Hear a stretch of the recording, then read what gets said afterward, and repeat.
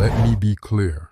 Anxiety didn't just feel like constant worrying. To me, it felt like I was dying. Most days felt like survival.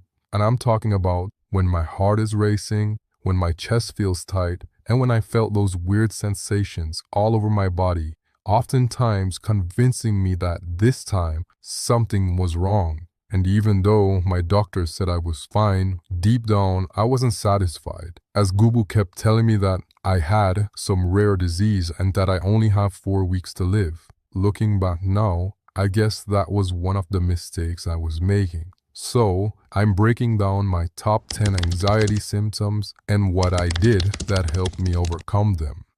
At number 1, shortness of breath. This one just didn't give me a break, as I constantly felt out of breath no matter what I do. I often felt like I couldn't get a full breath, to the point it constantly interfered with my daily life and exercise routines. Like, whenever I go out to places like the supermarket, I often felt tired real quickly because I was always trying to get more air in, which resulted in me feeling dizzy.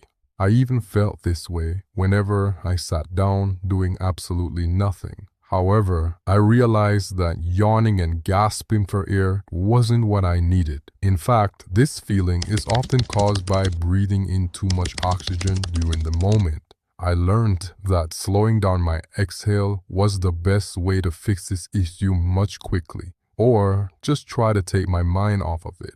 At number 2, muscle pain and tension. This gave me hell in many areas around my body. My jaw hurts, my limbs were in pain for no reason, and at times I felt like a 90-year-old person. Man, it really sucked. Sometimes it was just my neck, other times in my face, or at times I would be getting the full package. Sometimes it was simply unbearable and frightening, as the pain and tension would randomly occur without a cause, and it can be quite intense. And because of this, I had difficulty sleeping, or I would find myself stretching aggressively to alleviate my symptoms. However, the key is to add more physical activities to your daily lives. Activities like walking, jogging, and light stretching exercises. Doing these things consistently improved my symptoms, and it can do the same for you. At number 3, we got dizziness. This one would freak me out a lot, as I always felt as if I was in some serious danger of dying. Or that's at least what I thought. It's just that at times I felt weird, I felt off, and sometimes my vision appeared darker than usual, like I was about to pass out or something. I was afraid to leave the house or even my own room because I was always afraid of that dizzy weird feeling. And if I was out somewhere, like the park, I would just sit down and wait for it to pass. But over time, I realized it was mostly caused by overbreathing. Hyperventilation, otherwise known as overbreathing, changes CO2 levels, which causes dizziness, not danger. And what I did was that I started to focus more on my body, as in prioritizing more sleep, good food, and physical movement, which helped me a lot. At number 4, we have numbness and tingling. I felt absolutely annoyed whenever I experienced this. I felt this mostly in my hands, legs, and even in my face. And tell you what, I was not enjoying it. Oftentimes, it felt like a buzzing phone on vibrate mode. Very uncomfortable and weird, as my fingers and toes kept tingling very intensely, to the point I started purposefully shaking my limbs in response to this feeling. I even dipped my face in a bowl of water at one point. It was just insane. Eventually, I found a solution to this issue by slowing down my breathing, doing some light stretching exercises, and even dipping my feet in a bath of warm water, which overall helped me to relax. At number 5, I had stomach problems. Nausea, abdominal pain, bloating, gas, constipation, diarrhea, you name it. I've experienced it all, as I would often feel like throwing up even when I haven't consumed anything. My stomach would cramp from time to time, and whenever I do eat, I would be sitting on the toilet almost immediately. This one affected me a lot because I eventually started skipping meals just because I wanted to avoid this problem, but this was doing more harm than good. As I found out, I was losing weight and mentally I felt worse until I was told by my doctor that I should minimize consumption on sweet and processed foods. Foods like sodas, artificial sweeteners, burgers, and French fries, while putting more emphasis on preparing good food at home and consuming more fruit smoothies in cases where I would feel for something sweet. At number 6, we got chest pain and tightness. Ever felt like your chest is somehow closing in on you? Or you may experience insane pain and pressure in your chest area? I've experienced this so often, as if it was a way of life. This was my most prolonged symptom, as I still experience it up to this day on a few occasions. At times, this makes my breathing feel shallow and non-existent.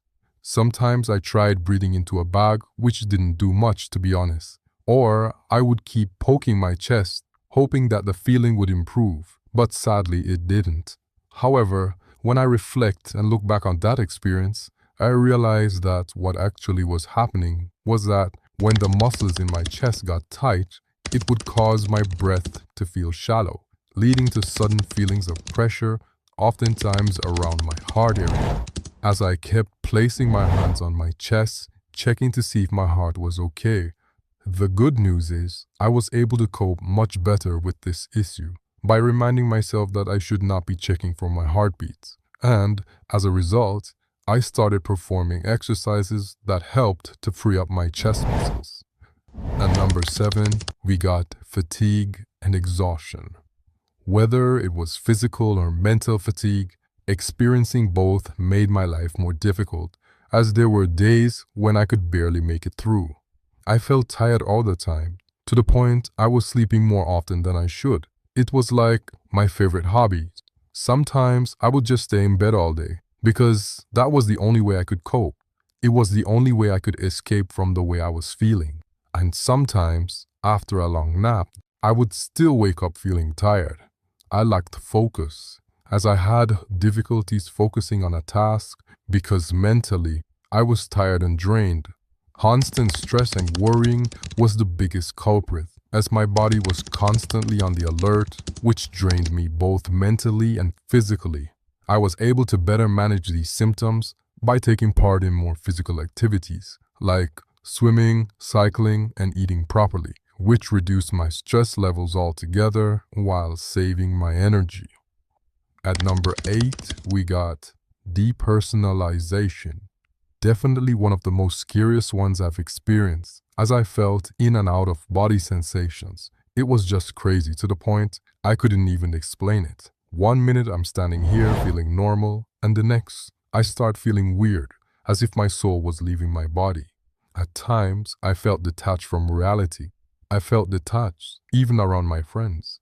It was like I wasn't even there, and at times, I didn't even know where I was. It felt like I was actually going crazy, as most times, this symptom was a trigger to my panic attacks. I knew I had to do something about it. I just didn't know what. But then it came to me that all I needed to do was to accept the feeling, because it was all in my head and my brain was the one responsible. As soon as I understood this and stopped fighting it, everything slowly faded, to the point I no longer experienced this symptom. At number 9 is constant body scanning. No matter how I kept telling myself I was okay, for some reason, I always felt the need to keep checking my heart, my breathing, my thoughts, and the sensations I was feeling. At times, it was overwhelming and chaotic. I overthink stuff, and I got super frightened to any sudden thoughts or sensations I experienced. And boy, was a lot. I frequently kept checking myself for no reason. It was like it was automatic. But the thing is that all of this was lodged into my way of thinking, because at the time, I was thinking negatively. And so, I developed a habit of positive self-talk, and I won't lie, in the beginning, it was very difficult to convince myself that what I was saying was actually true. So I stood in front of the mirror and had a positive conversation with myself every night before bed, which helped me immensely. And finally, my worst anxiety symptom is heart palpitations. I remember rushing to the doctor multiple times whenever I had this symptom. Oftentimes, my heart was pounding and fluttering with chest butterflies. At the time, I honestly couldn't cope with the feeling, as it always felt as if I was surely dying.